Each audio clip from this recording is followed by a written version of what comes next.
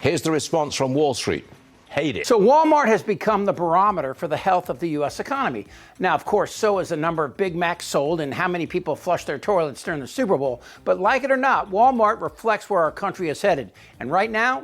But Walmart is not giving guidance for second quarter operating income, due largely to the wide range that it would have to give because of the tariff impact on its accounting method. This is a little wonky, but I spoke with CFO John David Rainey, who explained that Walmart uses the retail method of accounting, which uses a cost to sales price ratio, which then is very hard to predict narrowly with tariff rates changing wildly. So Rainey says the quarterly fluctuations are going to make it really difficult, but thinks that over the year, it'll even out. So it's holding its annual operating income estimate. He explained that we import 1/3 of what we sell in the U.S., China, and the largest, of course, is China, then followed by Mexico, Canada, India, and Vietnam. He also said we are pleased on the progress that's been made by the administration on the tariff levels that were announced in April, but they are still too high.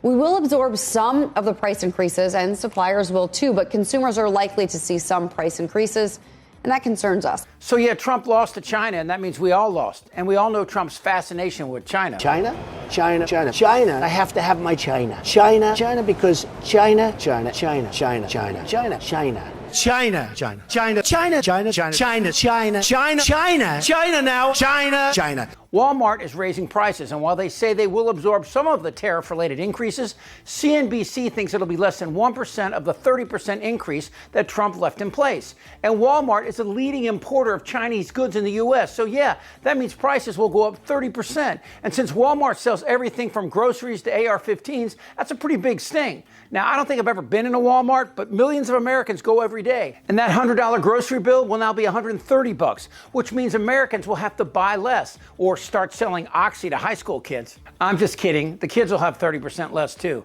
Look, the other side of this coin is guess who's the largest private employer in the U.S.? Yeah, Walmart just doesn't hire granny greeters at the door. They employ millions. And if people slow down purchasing because of the tariffs, and every indicator says they will, Walmart will lay off tens of thousands of people, like UPS just did. And these people they just laid off, they don't have money to buy, and they'll have to go on unemployment and social assistance, which, hey, MAGA, will increase your taxes. And there are more Walmarts in red states by a factor of 3. So in a nutshell, while Trump is humping his $400 million Qatari super jet, he's simultaneously f***ing over the very same people he promised to help. But really, are you surprised? Fashion designers are already shooting next year's collections, but given the current trade climate, this is the first time in 30 years of business Deirdre Quinn is seriously doubting if she can keep her company for another year. Are you confident you'll be around for Resort 2026? No. Quinn is co-founder and CEO of Lafayette 148, a luxury label that has become a fixture in the fashion industry, worn by the likes of Julia Roberts, Viola Davis, the former Speaker of the House, and the First Lady.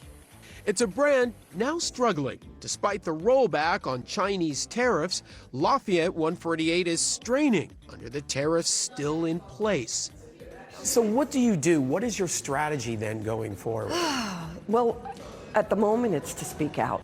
So far, Quinn has paid some $2.8 million in tariffs this year, paying 30%, while certainly better than the 145% that was previously in place, still means she needs to pay an additional $2.3 million over the next 90 days. And the pushback against tariffs is across the board, from AOC to Ted Cruz, and people want to know why. I am not a fan of tariffs. If the result is our trading partners jack up their tariffs and we have high tariffs everywhere, I think that is a bad outcome for America. Tariffs are a tax on consumers. But then it was a turnaround. Well, hold on, there still is going to be a tariff.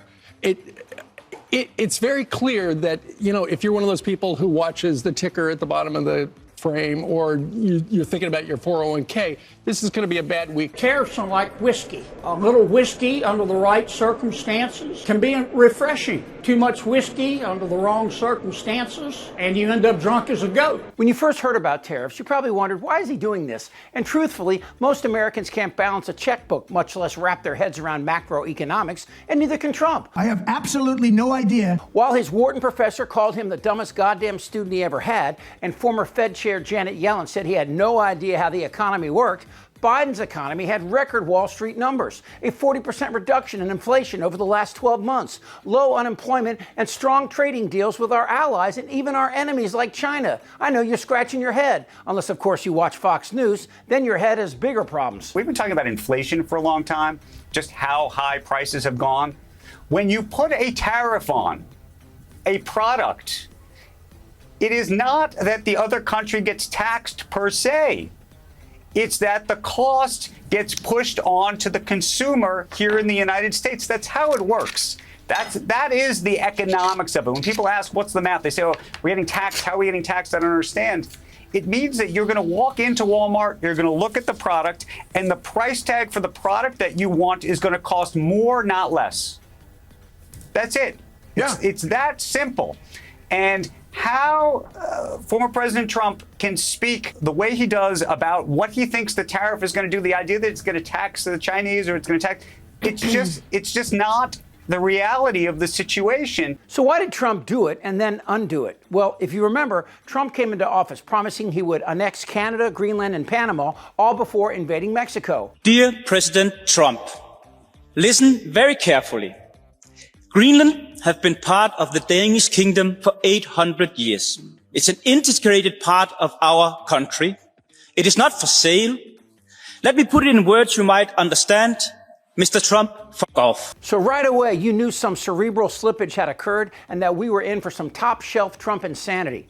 But that was just the beginning. When Trump announced a 25% tariff against the world and the 145% tariff against China, he gave two conflicting reasons. The first was he was punishing Canada and Mexico for allowing fentanyl into the U.S. Now, first of all, that's a lie. Less than 1/10 of 1% of fentanyl comes into the U.S. from Canada. And the Chinese fentanyl, it's coming in from ships, not by families crossing the U.S.-Mexican border. And when they do catch the smugglers, 95% of them are U.S. citizens. And of course, fentanyl is a serious problem. More Americans die from fentanyl each year than died in the Vietnam War. But even more Americans die from opioids. And the Sackler family billionaires who were telling doctors to overprescribe their lethal pills, they didn't get as much as a parking ticket. Why? Because they donated tens of millions to the Trump campaign and Republican Party. But it's the second reason Trump gave for these tariffs that is the biggest lie. Trump is promising he will force American businesses back to the United States. But A, they ain't coming back. And B, even if they did, you've deported the workforce. You got to understand, the trillion-dollar Apple company has never made an iPhone in the U.S. because if they did,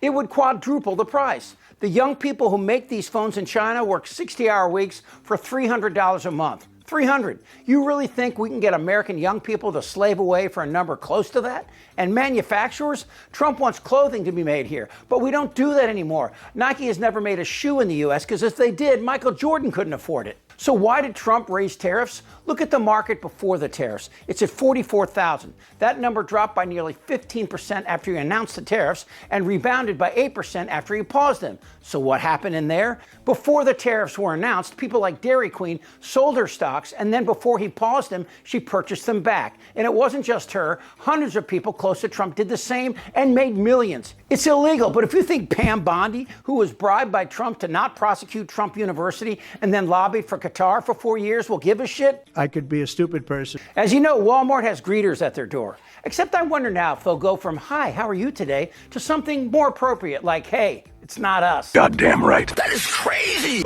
Drop your pants. Tara. You're an idiot. Hail Trump. I don't want to talk about this stuff. Am I wrong? Yes. TikTok. You're in a lot of trouble, Donnie. I think he's crazy. I'm Chip Franklin.